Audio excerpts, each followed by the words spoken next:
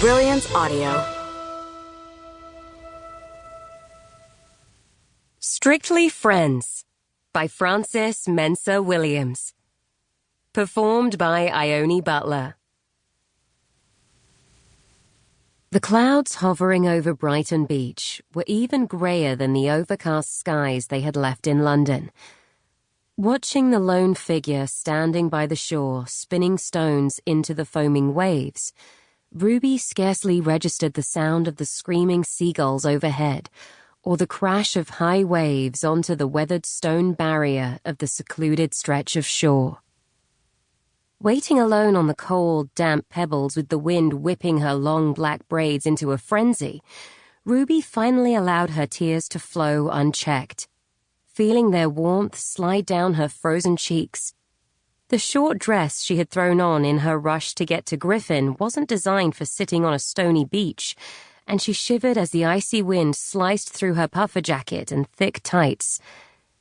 As she watched Griffin toss the last stone in his hand and then bend over, clasping his knees as though struggling to control his emotions, Ruby's tears fell faster, and she gulped back the loud sobs fighting to escape her chest. "You need to let it out, Rubes." After all, this was why Griffin had brought her here today. This was their special place, and she knew he was hoping that maybe, just maybe, out here on this deserted stretch of beach, she would allow herself to scream out the emotions she had been too shocked and too numb to release since turning up at his front door that morning. He turned and walked back towards her, and Ruby quickly wiped her face with her sleeve. Whatever pain Ruby felt, Griffin always felt it too, and she couldn't bear to add to the torment he still carried from his mother's death. He dropped down to sit next to her, the pebbles shifting under his weight, and reached for her hand, rubbing its icy coldness between his own. She felt the tears well up once again, and this time she let them run freely, her chest heaving with silent sobs. "It's okay, Rubes. You can let it out. I'm here," Griffin said softly, and she stared down at their intertwined hands, noting the contrast between his light brown complexion and her deeper brown skin.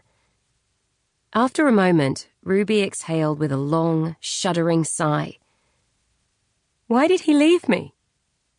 she asked boldly, unable to hide the anguish in her voice.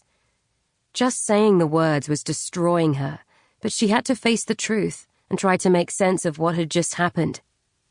Deep down, she'd always known she wasn't enough, but after almost 4 years with Kenny, she had finally started to believe she could be. "He didn't love me, did he?" she persisted, turning to meet his gaze squarely. A shadow crossed Griffin's face, and he looked away, releasing her hand and raking his fingers through his cropped black curls. I don't think that's why," he stammered helplessly, and she could feel his body trembling. He was clearly still in shock from her news, and when his eyes finally met hers, she felt a pang of guilt at the pain she saw reflected in their depths. Griffin was her best friend, and the person she trusted more than anyone in the world, and, after reading the note Kenny had left on the kitchen table, her first reaction had been to jump into a cab and rush to Griff. But although he wouldn't have wanted it any other way, Ruby also knew better than anyone how badly Griffin was struggling with his own changed circumstances. "I'm sorry, Griff. You've got enough to deal with already, and it's not like any of this is your fault. You were right all along. Mum, Dad, Auntie Pearl. Everyone was right. I was an idiot to think it would last."